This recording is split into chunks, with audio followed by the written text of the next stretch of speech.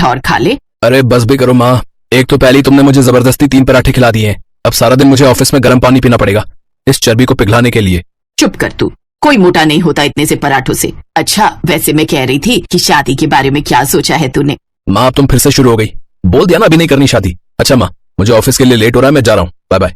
विराज अपनी माँ की बात को बीच में ही काट कर निकल जाता है। कुछ देर बाद वो ऑफिस पहुंच जाता है, लेकिन दिन के समय अचानक से उसके ऑफिस में फायर अलार्म बजता है और फिर पता चलता है कि सारी बिल्डिंग में आग लग गई है। सभी अपनी जान बचाते हुए पीछे वाली गेट से भागने लगते हैं, लेकिन विराज उस समय टॉयलेट में होता है। वो जैसे ही बाहर आता है तो आग देखकर घबरा जाता है। आग आग बचाओ। विराज को कुछ नहीं सूझता और वो ऑफिस की खिड़की से छलांग लगा देता है। तभी नीचे एक मोटी सी लड़की गिरते हुए विराज को अपनी बाहों में थाम लेती है। मैं बच गया, thank you so much aunty. ये सुनते ही मोटी लड़की उसे नीचे गिरा देती है। अरे आंटी को अचानक क्या हो गया? खैर जो भी हो, जान तो बच गई। चलो अब घर चला जाता हूँ। अरे एक बार उस चाची को धन्यवाद बोल देता हूँ जिसने मेरी जान बचाई। अरे ओ चाची, धन्यवाद मेरी जान बचाने के लिए।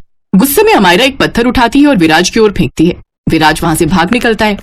विराज घर पहुँचता है तो उसके माता पिता उसे गले से लगा लेते हैं। मेरा बच्चा बिल्कुल ठीक है, भगवान का लाख लाख शुक्र है। बेटा न्यूज में दिखा रहे हैं कि तेरी ऑफिस वाली बिल्डिंग में आग लग गई है। हाँ पापा, पता नहीं कैसे आग लग गई। अब कुछ दिनों तक घर से ही काम करना होगा। अगले दिन रमोला विराज से फिर से शादी की बात करती है और हार कर विराज को शादी के लिए हाँ करनी ही पड़ती है। बेटा हम कल ही लड़की देखने जाएंगे, मेरे दोस्त की लड़की है, दिल की बहुत अच्छी है। ठीक है पापा। अगले दिन वो सब लड़की वालों के घर चले जाते हैं। अमायरा जैसे ही हाथों में ट्रे लेकर आती है, उसे देख विराज एकदम से कहता है, अरे आंटी आप यहाँ?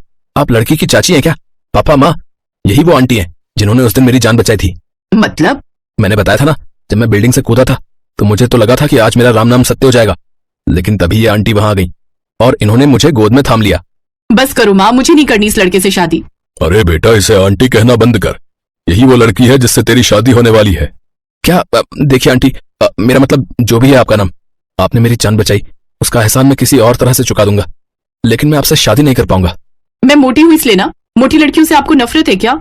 नहीं नहीं नहीं, नफरत तो नहीं है, लेकिन मैं हमेशा से सुंदर और पतली लड़की से शादी करने का सपना देखता आया हूँ। और अगर मैं पतली हो गई तो क्या आप मुझसे शादी कर लेंगे? हाँ बिल्कुल, लेकिन मैं जानता हूँ कि तुम पतली हो ही नहीं पाओगी क्योंकि तुम्हारे बस की ही नहीं है। अच्छा हुआ बेटा तूने मना कर दिया, उस मोटी को देखकर तो मैं ही शादी के लिए मना करने वाली थी। लेकिन वो लड़की दिल की बहुत अच्छी है। अरे आप चुप रहो पापा, ऐसी मोटी लड़की से शादी नहीं करनी मुझे। आप मेरे लिए दूसरी लड़की देखिए, और वो भी पतली। ऐसे ही 5 महीने बीत जाते हैं, लेकिन विराज को अभी तक कोई पतली लड़की शादी के लिए नहीं मिली। विराज ने वापस ऑफिस जाना भी शुरू कर दिया। एक रोज कोई रमोला के घर की डोरबेल बजाता है। आइए पंडित जी आइए, बताइए कोई लड़की मिली हमारे विराज के लिए? बड़ी मुश्किल से पूरे शहर में ये एक पतली लड़की मिली है। वाह, ये तो दिखने में भी खूबसूरत है और कितनी दुबली पतली भी है। आप जल्दी से बात आगे बढ़ाइए। ऐसे कुछ दिन बीत जाते हैं और विराज की शादी समायरा नाम की लड़की से हो जाती है। एक रोज, समायरा बहू तू चाय में दूध डालना भूल गई क्या? मैं ऐसी चाय बनाती हूँ माँ जी, एकदम पतली चाय, इसे बोलते हैं ब्लैक टी। इससे शरीर में चर्बी नहीं आती, और आपको दूध वाली चाय पीनी है तो आप खुद बना लीजिए ना। वो क्या है ना, मैं चाय बनाकर थक गई हूँ, अब मैं थोड़ी देर रेस्ट कर लूँ। ये कहकर समायरा अपने कमरे में चली जाती है। विराज रसोई में जाकर देखता है तो वहाँ कोई नहीं होता। वो कमरे में जाता है जहाँ समायरा आराम से सो रही होती है। समायरा ये क्या हो रहा है? अभी तक सोई हुई हो तुम? मैं सोते सोते थक गई हूँ विराज, अब मुझे अपनी थकान मिटाने के लिए थोड़ी देर और सोने दो। विराज के कहने पर समायरा अलसाते हुए उठ तो जाती है, लेकिन वो वॉशरूम जाकर फ्रेश होकर फिर आकर सो जाती है। अरे ये क्या है समायरा, तुम फिर सो गई? तुम जानते हो ना विराज, नहाने में कितनी मेहनत लगती है। साबुन उठाओ, लगाओ, शावर चलाओ और फिर नहाओ, इन सब में इंसान कितना थक जाता है। अब मुझे थोड़ी देर और सोने दो। विराज गुस्से में ऑफिस चला जाता है। कुछ देर बाद समायरा अलसाते हुए उठती है और रसोई में कुर्सी लगाकर बैठ जाती है। तभी रमोला वहां आती है। बहू तू यहाँ कुर्सी लगाकर क्यों बैठी है, खाना नहीं बनाना क्या? माँ जी वो क्या है ना, मैं कमरे से रसोई तक आने में थक गई हूँ, अब थोड़ा सा आराम कर लूँ फिर खाना बनाती हूँ। समायरा सबके लिए खाना बनाती है और जैसे ही खाना बनाकर वो अपने कमरे में जाने लगती है तो वो बेहोश होकर नीचे गिर जाती है। अरे रमोला देखो, बहू बेहोश हो गई। हे राम, ये क्या हो गया इसे? बाकी सब काम के लिए तो काम वाली लगा रखी है, सिर्फ एक खाना बनाने का काम ही तो करती है, उसमें भी ये बेहोश हो गई। अब मेरी शक्ल क्या देख रहे हो, जाओ जाकर डॉक्टर को फोन करो। कुछ देर बाद डॉक्टर घर आता है और समायरा का चेकअप करता है। क्या हुआ डॉक्टर साहब, कोई खुशखबरी है क्या?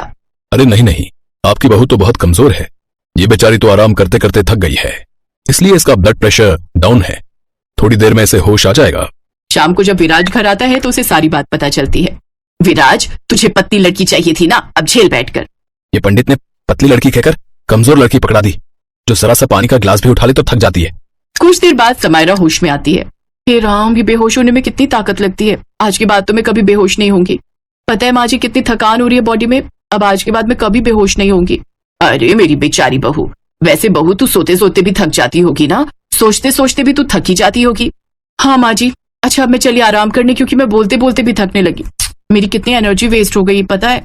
ये कहकर समायरा फिर सोने चली जाती है। ले बेटा, और कर ले पतली लड़की से शादी। तुझे तो पतली लड़की ही चाहिए थी ना, अब देख क्या हाल हो रहा है। ये अभी इतनी कमजोर है तो कल को ये बच्चा कैसे जनेगी। अरे कोई तंदुरुस्त मोटी लड़की आती तो हमें ये दिन ना देखने पड़ते। माँ, मैं कल ही से मायके छोड़कर आता हूँ। हर बात से थकान हो जाती है इसे। बोलने में थकान, खाने में थकान, सुनने में थकान, ब्रश करने में, नहाने में थकान। नहीं माँ, मैं कल ही से इसके मायके छोड़कर आता हूँ। फिर अगली सुबह। उठो समायरा, सोते सोते थक गई होगी तुम। अब जरा आराम से तैयार हो जाओ, मैं तुम्हें आज ही तुम्हारे मायके छोड़ आता हूँ। इतना कहकर विराज नहाने चला जाता है और नहाकर जब वापस आता है तो देखता है कि समायरा फुर्ती के साथ चाय और नाश्ता टेबल पर सजा चुकी होती है। तभी दरवाजे की घंटी बजती है। आप सब नाश्ता कीजिए, मैं दरवाजा खोलती हूँ। समायरा बड़ी फुर्ती के साथ दरवाजा खोलती है। दरवाजे पर सिलेंडर वाला आया होता है। समायरा बड़ी फुर्ती के साथ वो सिलेंडर उठाती है और रसोई में रख देती है। ये नजारा देख नाश्ता कर रहे तीनों तो जैसे हैरान ही रह जाते हैं। ये चमत्कार कैसे हुआ समायरा? जरा सी हवा लगने पर कागज के तिनके से भी तेज उड़कर गिरने वाली पतली कमजोर बहू में इतनी ताकत आखिर कहाँ से आ गई? इसका मतलब तुम इतने दिनों से ये सब नाटक कर रही थी? हाँ, और अब तो आपको समझ आ ही गया होगा कि पतली लड़कियां कितनी कमजोर होती हैं। मैं समायरा नहीं, अमायरा हूँ। सब लोग ये सुनकर हैरान रह जाते हैं। अमायरा तुम? क्यों, पहचान नहीं पाए ना? कहा था ना पतली होकर ही रहूंगी। मैं तो पतली हो गई, लेकिन मुझे विराज को ये सबक सिखाना था कि मोटी लड़कियों का मजाक नहीं उड़ाते। मैं अच्छा खाती पीती थी, इसलिए मुझ में इतनी ताकत है। समझ गए विराज? हाँ, मेरी समझ में आ गया समायरा। मेरा मतलब है अमायरा, अब मुझे तुम्हारे मोटे